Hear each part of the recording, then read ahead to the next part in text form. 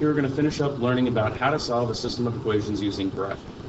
So sometimes we can just graph it on a coordinate plane and see directly from that graph where those two lines intersect. That is a solution to a system of equations, where two lines or three lines or four lines, where these lines are hitting each other on the graph.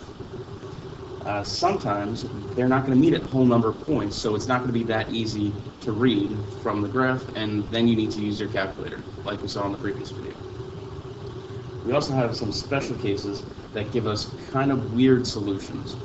So we need to be aware of really those three cases. Sometimes we're just able to graph it by hand, sometimes you need to use the calculator, and then sometimes it doesn't matter how you do it, you're going to get a special case. And that's what we're going to see in questions 3 and 4. There's a couple different ways you can do this. If you'd like to change those into slope-intercept form and then graph them using the calculator, you can. I'm not going to do that. I'm just going to find the y-intercept and the x-intercept from the standard form of those equations. So when I'm trying to find the y-intercept, all I'm doing is plugging in 0 for the x. So I'm going to write this as y minus, I'm taking this first equation and just plugging in 0 for x. 3 times 0 is just 0.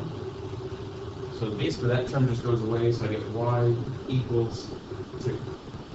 So my y-intercept for the first equation is 2. For my x-intercept, I'm going to plug in 0 for the y. So 0 minus 3x equals 2. Now I'm going to solve for x. Really, that 0 just goes away. It's negative 3x equals 2, and then x equals 2 divided by negative 3. So I'm not going to be able to plot that exactly, but I'm going to plot that roughly where it's going to go. The x-intercept for the first line is at negative 2/3. A little bit more than halfway in between 0 and negative 1.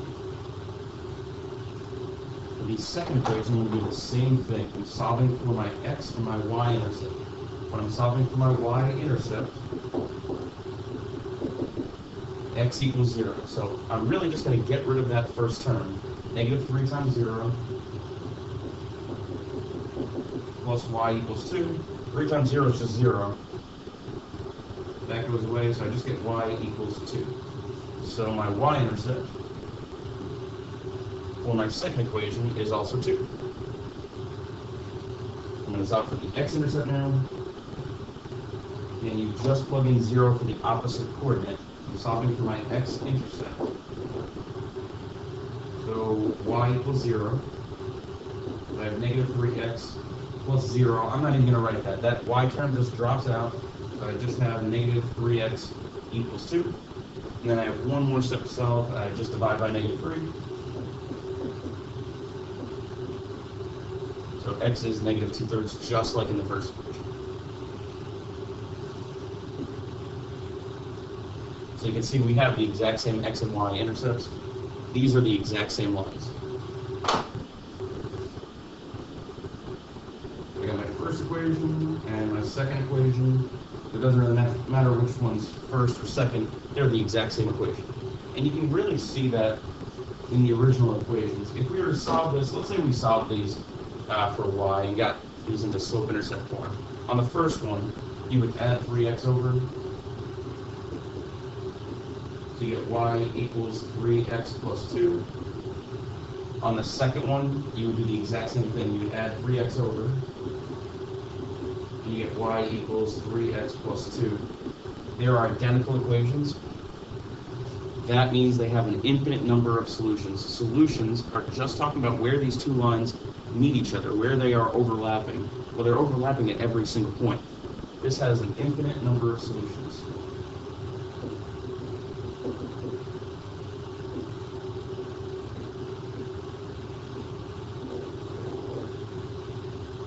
I guess you could check that, but that would involve plugging in a bunch of points. You don't have to plug in an infinite number, obviously, but you can plug in several points, but we really don't need to do that. When you see that these are the same equation, there's really no need to check.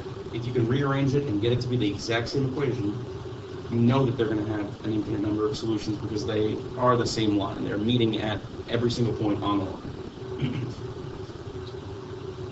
So what that really means is that you could plug in any x value and y value on this line. So like, let's look at that point, 1, 5, that point, 0, 2, this point, -1, -1.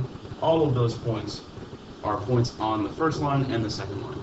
And when you check it, if you do want to check this, I would plug into the original equation just to make sure that when you rearranged it to get to this, you actually did that correctly. And number 4, we're going to have another special case. And this one I'm going to choose to change these into slope-intercept form instead. Just because if I find the x and y intercepts of both these equations, one of the intercepts is actually not on this graph. So I'm actually going to change these into slope-intercept form. So on my first one, I have -2y plus x equals -2. Slope-intercept form basically just has y by itself. That's the whole goal here, trying to get y completely by itself. My first operation has to be to get rid of that x. I'm going to subtract the x over to the other side. We have -2y equals -x minus 2. I want to get y completely by itself, so I have to get rid of that -2 now. It's -2 being multiplied times the y. That's what I have to cancel out. I have to cancel out multiplication. So I'm going to do the opposite of multiplying, which is dividing. And I'm going to divide that into both terms. So it cancels out on the left side. That gives me just y. On the right side, I have -x, -1x divided by -2. And here I just have a -2 divided by -2. That's a positive 1. I'm going to simplify this one more step. -1x divided by -2.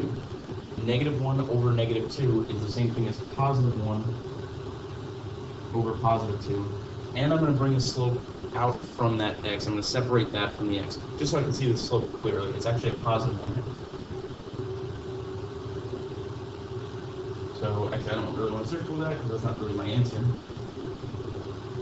That's just the equation for the first line. The equation for the second line, I'm similarly just solving for y. So I want to get y by itself. I'm going to subtract over the 2x. I get -2x on both sides. I have -4y equals a -2x because I subtracted it over.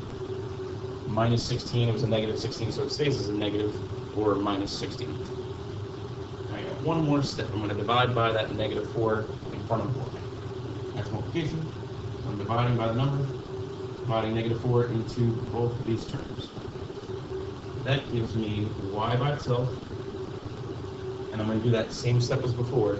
-2 divided by -4 really changes into a +2 over +4, and then I can simplify that fraction. That changes into a +1. That stays in front of the x, and then I just do this division. -16 divided by -4 is a +4. So you can see how these two equations compare. They're parallel equations. They have the same slope, but different y-intercepts. So I'm going to graph them. I have point 4 as my y-intercept with the red line, and then a slope of 1/2.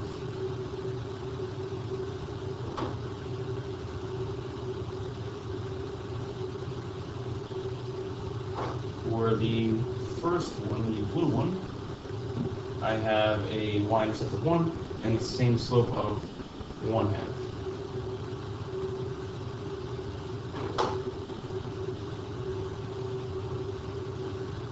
Parallel lines with different y-intercepts will never meet. Those run together like train tracks. They never intersect with each other. So these have no solutions.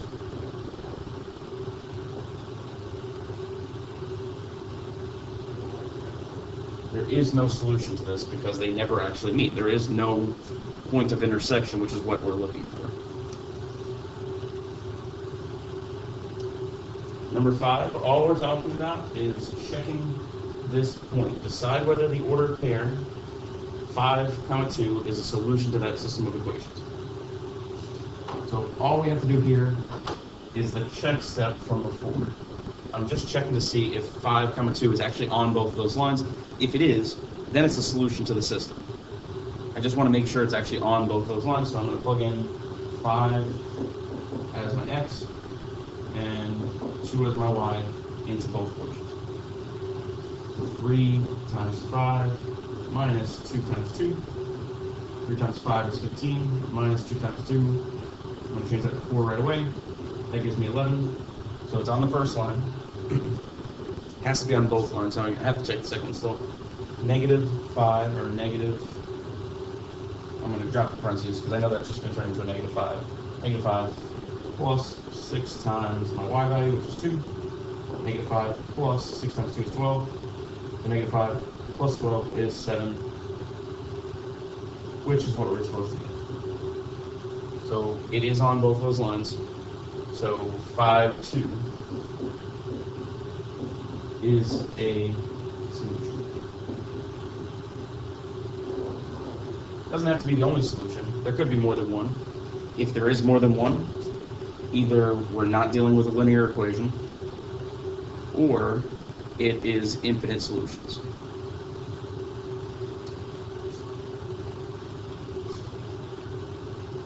Now we get down to a word problem. It's the same idea stays the same. We're still trying to find the solution to a system of equations. When we have two equations and we're looking for a solution, we're looking at where those graphs hit each other. And a lot of the times, this actually shows you exactly when this can be useful. There's a lot of times when we want to figure out when one expression or one equation is going to equal another expression or equation. So it says two small pictures. Let's call the small pictures x here. So two small pictures, two x's, and one large picture, let's call that y, one large picture, can hold 8 cups of water. I'm just going to try to write that equation right now. Two small ones plus an extra large one can hold 8 altogether. So 2 x's plus 1 y equals 8. You're allowed to flip those if you want. If you want to call the large ones x's and the small ones y's, that's fine. If you want to call it s and l, that's fine too. I would just be careful about that, just because I'm graphing it on a coordinate plane where it's labeled as x and y. It doesn't really matter though, it's not really going to change anything. The next sentence says that one large picture, actually let's change that. One large picture, which is a y, minus one small picture, which is an x, y minus x, constitutes, or basically holds, 2 cups of water. So that equals 2 cups of water. How many cups of water can each pitcher hold? So a lot of you, if you hadn't known how to solve a system of equations, you might guess and check on this, especially with numbers so small. You might be able to guess and check pretty accurately here. But now we have a system to actually solve this. And we're going to actually develop even more ways to solve this. We're going to develop algebraic ways to solve this, not just graphical. But I want you to see it here first, because it's definitely the easiest to understand from the graph. We're really just looking at where these two lines are intersecting on the graph. I'm going to change them into slope-intercept form because that's not going to be too tough here. I'm going to change that black equation into slope-intercept form by subtracting 2x from both sides. I want to get y by itself. Remember the minus 2x and minus 2x. That gives me 1y, or just y, equals negative 2x plus 8. The red one is maybe even easier. It's subtracting x on the left side. I want to get y by itself, so I'm just going to add x to both sides. I'm going to cancel out that minus x. So the y equals x plus 2. If you want to, you can graph that in the calculator. You don't actually need to graph it by hand. I'm going to graph it on this graph though. So my red one I'm going to start with, just because I already have the red smartboard pen picked. And I'm starting at a y-intercept of 2, and I have a slope of 1 for a rise and run of 1 over 1. So that means I'm going up 1 and over 1 each time. Up 1 and over. Just cutting diagonally through that graph, going up 1 and over 1 step at a time. The first one, the black one, starts at 8 and has a slope of -2. That means it's going down 2 and over 1 each time. Down 2 and over 1, down 2, over 1, and 2, over 1. I really don't need to continue because you already saw it there. That's where those two lines intersect. It's right there at that point. I'm going to sketch those lines then. But really, we found everything that we needed from that. Well, that's not a perfect line, but that's okay. We found the point that we needed. It's hitting at 2, 4. The solution to this system is 2, 4. Really need to think about what that means. 2 is my x value. So what I thought about in the beginning was that my small pictures are labeled as x. So I have 2 small pictures. Sorry, that's not right at all. It's talking about how many cups are in each of these. So I labeled my small pitchers as x. I labeled the cups that it can hold as x. So the small can hold 2 cups. The large, which I labeled as my y, can hold 4 cups. First off, that makes sense because the larger one's bigger. But I want to make sure that this actually makes sense within the problem that they gave me. Can that actually hold 8 cups of water when we have 2 small ones and 1 large one? 2 small ones plus a large one. That turns into 4 plus 4. That's 8. That's exactly what we want. And then 1 large one, large, minus a small one, minus 2, constitutes 2 cups of water, which also makes perfect sense. You can always check a word problem just by making sure that the points actually make sense in the context of the problem.